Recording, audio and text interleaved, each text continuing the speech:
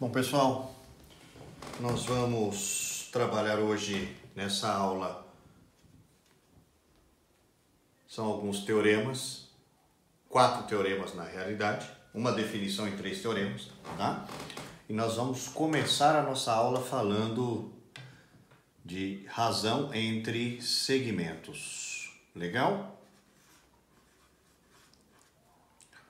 Razão entre segmentos. Então, vamos lá. Primeira razão que a gente trabalha é o que nós chamamos de razão interna. Vamos lá, razão interna. Primeiro tema da aula de hoje, razão interna. Vamos dar uma olhada? Então, tá aqui. Ó, um ponto P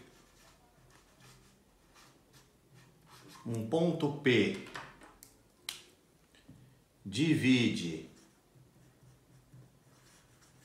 um segmento AB, ó, internamente na razão K. O que é essa razão K, professor? É um número, um valor de uma razão. C, então vamos dar uma olhada? Então você terá um segmento, acompanhe comigo por gentileza, olha só. Você tem um segmento AB, igual está aqui.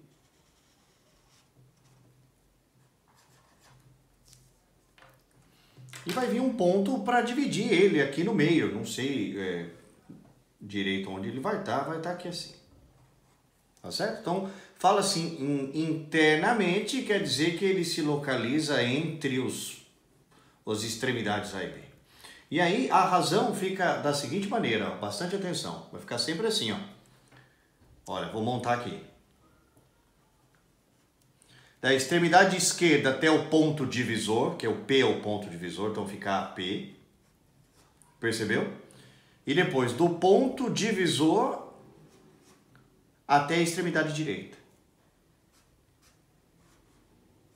Isso aqui é igual ao K. Tá certo? Então, de novo, ó, da extremidade esquerda até o ponto divisor, em cima. Do ponto divisor até a extremidade direita, embaixo. Certo?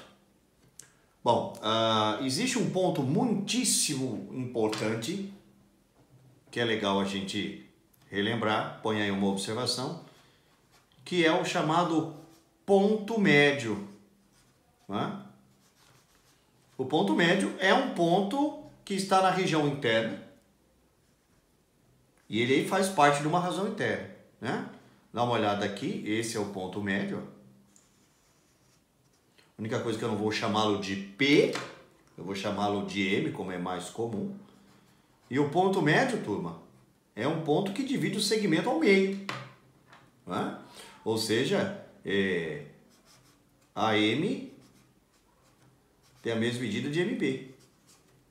E tem mais. Né? A razão, o K é 1. Aí você fala, professor, mas por que o K é 1? Porque não é da extremidade esquerda até o ponto divisor, não vai ser AM. A única diferença é que o ponto divisor é M, não P, mas é a mesma coisa. E MB, isso não é 1. Esses dois não são de mesma medida, tá vendo? Então quer dizer que quando for ponto médio, a razão é 1. Beleza? Então nessa primeira parte nós vimos a razão interna. Um ponto P vai dividir um segmento AB quando ele estiver internamente entre A e B e essa regra for válida. Professor, e esse K aqui? K é a constante, é a razão. Né? Isso aqui, possivelmente o exercício te fornece. Beleza? Então a gente segue porque nós vimos razão entre segmentos, essa aqui é a razão interna. Agora nós vamos ver a razão externa. Tudo bem? Então olha só. Vamos à razão externa, que é o 2. Então bastante atenção para entender isso aqui. Razão externa. Então vamos colocar aqui um pequeno texto. Olha só. um ponto P, tá aqui, ó, divide, ó, esse AB com uma barrinha em cima significa segmento. Então, um ponto P divide o segmento AB externamente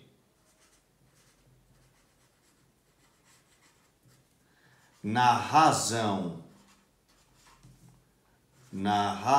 K, quando, olha lá, então vamos lá, tem que atender agora algumas condiçõezinhas. Primeiro, ó, P não pertence ao segmento AB, de fato não pode pertencer ao segmento AB, ele está fora, não é externamente que nós falamos, ó, então está fora. Só que tem uma outra coisa, mas o P pertence, olha isso aqui, ó, olha a simbologia, ó. Então o ponto P pertence, o que é esse símbolo aqui? Esse símbolo é um símbolo de reta. Então quer dizer que ele não pertence ao ponto, não pertence ao segmento, mas pertence à reta. Então como seria isso? Então seria algo mais ou menos assim, ó. Vamos dar uma olhada, ó. Então aqui você tem uma reta. E aqui nós temos o segmento AB, tá vendo? Contido nessa reta. Aqui. Então, o ponto P, ele vai se localizar ou à esquerda de A ou à direita do B. Né? Ele não pode estar aqui no segmento AB, mas tem que pertencer à reta. Então, por exemplo, ele pode estar aqui. Mas poderia estar do outro lado. E aí, como é que fica a razão? Vamos dar uma olhada? Fica assim, ó, igualzinho o outro, ó. Acompanha comigo. O segmento é AB. Ó, isso aqui pode te ajudar a entender de maneira bem clara. Isso aqui é o segmento AB. Então fica assim, ó. Extremidade esquerda do segmento até o ponto divisor, AP. Depois, ponto divisor até a extremidade direita do segmento, PB. Isso aqui é K. De novo. Extremidade esquerda até o ponto divisor, em cima. Ponto divisor até a extremidade direita, embaixo. Nesse caso, eu queria que vocês dessem uma olhada. Quando o P está à esquerda do A, percebe que o tamanho PA é pequeno comparado ao PB. Então, nesse caso aqui, nós teremos um K que varia entre 0 e 1. Por quê? Porque o de baixo é maior que o de cima. Agora, você deve perceber... Eu vou fazer um outro desenho para ficar bem claro para vocês. Que o ponto P também pode estar do outro lado. Mas muda a regra? Falou, não muda a regra. Muda o valor do K, da constante apenas, da razão. Olha lá, então você tem a reta lá. O segmento AB está aqui. Tá vendo? E o ponto P, como já foi comentado, se ele é externo, ele pode estar antes do A ou depois do B. Olha ele aqui, ó. Então ele pode estar aqui. E a regra, como é que fica? Cara, a regra não muda rigorosamente nada. Acompanhe. Extremidade esquerda até o ponto divisor. P é o ponto divisor. Então fica AP. Depois, ponto divisor até a extremidade direita. PB. E isso é igual ao K. Vai ser sempre desse jeito? Sempre. Independente se o ponto está à direita de B ou à esquerda de A. Nesse caso, a razão é maior que 1. Por quê, professor? Ué, olha o tamanho de AP. É maior que o PB. Por isso que fica maior do que 1. Ó, e uma observação para fechar. Na razão externa, amigos, jamais a razão, o K vai ser 1. O K só pode ser 1 na interna. Na externa, jamais. Beleza? Fechado? Então, o primeiro tópico, que é razão entre segmentos, está aqui. Nós vimos a razão interna e a razão externa. Primeiro tópico, visto. Agora, nós vamos trabalhar os teoremas de Tales. Segundo tópico da aula de hoje. Vamos lá, força aí. Teorema linear de Tales. O teorema angular de Tales nós já estudamos, que é a regra do Z. né? O que diz o teorema angular de Tales? Bastante atenção. Diz que quando você tem um feixe de paralelas, aí você fala, pessoal, sabe o que é, bicho? Eu não lembro o que é um feixe de paralelas. Um feixe de paralelas é quando você tem 3 ou mais retas que são paralelas entre si. Então, por exemplo, esse desenho aqui pode muito bem ilustrar a ideia de um feixe de paralelas. Olha o símbolo de paralelas aqui. Tá certo? Então, isso aqui é um feixe de paralelas. Então, se você tem um feixe de paralelas e tem retas que cortam essas paralelas, estou chamando aqui de Azinho ou de Bzinho, essas retas são conhecidas por aí como transversais. Então, se você tem um feixe de paralelas cortada por transversais, nessas transversais você vai ter segmentos ordenadamente proporcionais. Vamos colocar aqui, ó. E olha, presta atenção que eu vou explicar um esquema para você nunca mais ter dúvida com relação, se é que você tem alguma dúvida, sobre o teorema linear de Tales. Então você percebe que eu falei para vocês em ordenadamente proporcionais. Não é isso que eu disse a vocês? Então, a ideia de ordenadamente proporcionais é que tem uma certa ordem. Então, vai lá. Dica.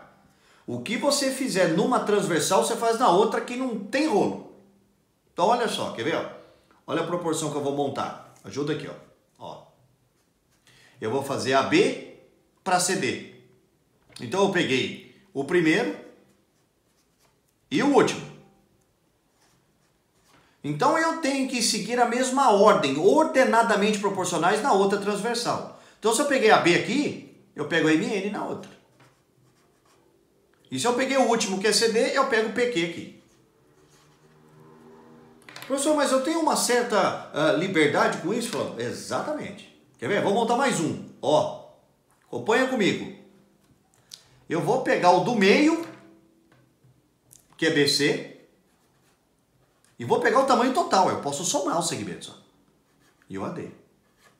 Se eu peguei o do meio e o total, eu tenho que fazer a mesma ordem no outro. Então, se o meio é BC, quem que é o meio aqui? Ó? NP.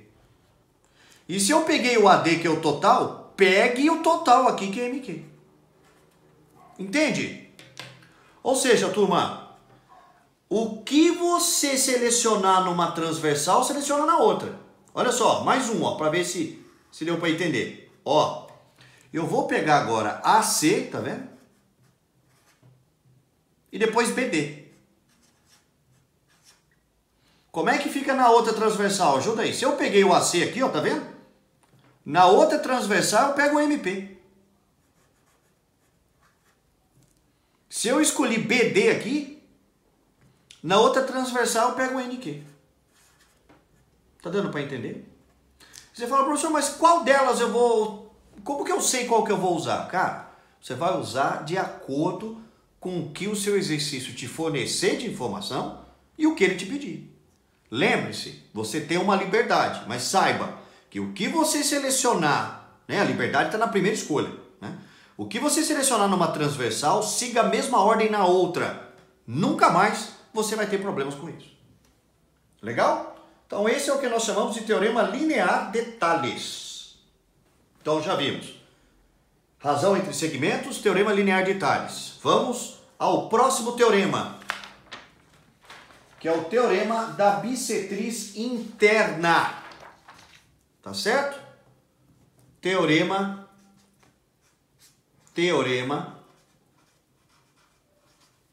da bissetriz interna. Beleza? Teorema da bissetriz interna. Então, vamos seguir. Então você deve lembrar que uma bissetriz, né, de um triângulo é uma semirreta que divide o ângulo ao meio. Né? Então aqui é A, B e C, né?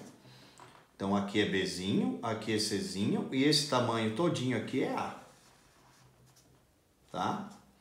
Quando você traça uma bissetriz, por exemplo, igual esta que eu estou passando, daquele ângulo A, tá vendo?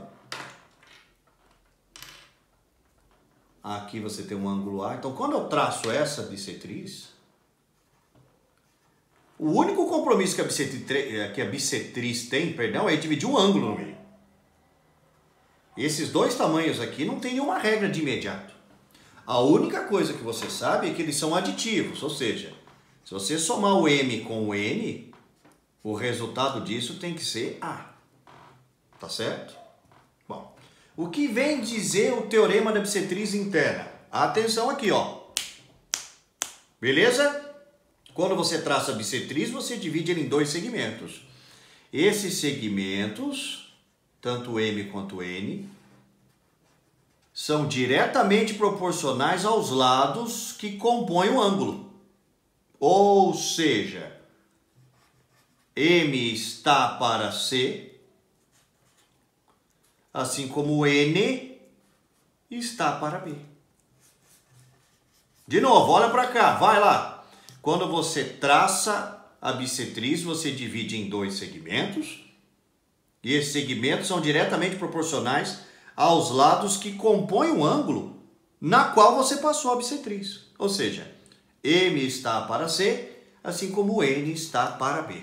Então esse é o que nós chamamos de TBI, o teorema da bissetriz interna. Tá certo?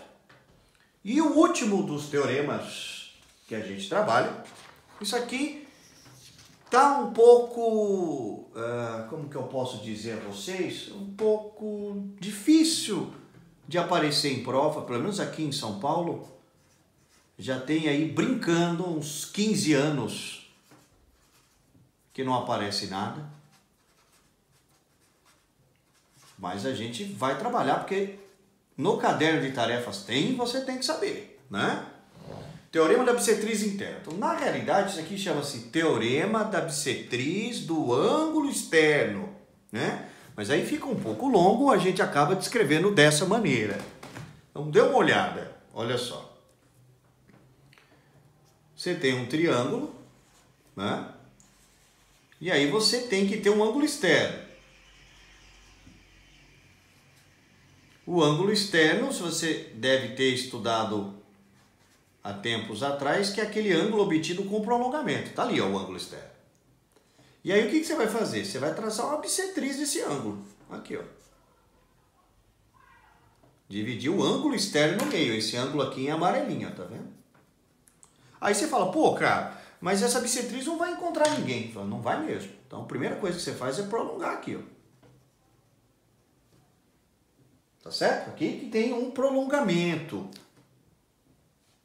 Eu vou chamar esse prolongamento de N. Então, N é o prolongamento do lado BC. Né? Vamos lá aqui, ó. N é obtido com o prolongamento de BC. Ótimo. Outra coisa que vai ser importante, nós temos que saber esse tamanho todo aqui, ó. Eu estou chamando de M. Esse tamanho todo aqui, o M de Maria, ele é A mais N. Olha só outra informação que você precisa saber. Tá bom? Então, o que diz o teorema da bissetriz externa? Diz que esse prolongamento todo está para C, para o lado que apoia onde passa a bissetriz, assim como o N está para B. Ou seja, M de Maria está para C, ou seja, esse segmento todinho está para C, assim como N de navio está para B. Olha, eu recomendo o seguinte, você faz os exercícios de teorema da bissetriz externa, tá certo? E não precisa se preocupar tanto com isso, porque como eu já disse a vocês, já tem aí alguns anos que não aparece nada. Treina direitinho. Quando chegar perto dos vestibulares, você dá uma revisada, né? Pelo menos para que, se cair alguma coisa, você sabe pelo menos a fórmula, né? Que a fórmula não é complicada, a fórmula é relativamente simples. O medo é esquecer dela porque se usa muito pouco. Beleza? Então, lembrando que M é o prolongamento, é a soma dos dois segmentos, do A, né, mais o prolongamento do lado BC. Então, este é o TBE, teorema da bissetriz externa. Então, agora, pessoal, seria interessante fazer alguns exercícios para verificar se ficou com dúvidas e caso precise, nos chame no WhatsApp, tá? Estamos aí para ajudá-los da melhor maneira possível. Um grande abraço para vocês, bons estudos e até a próxima!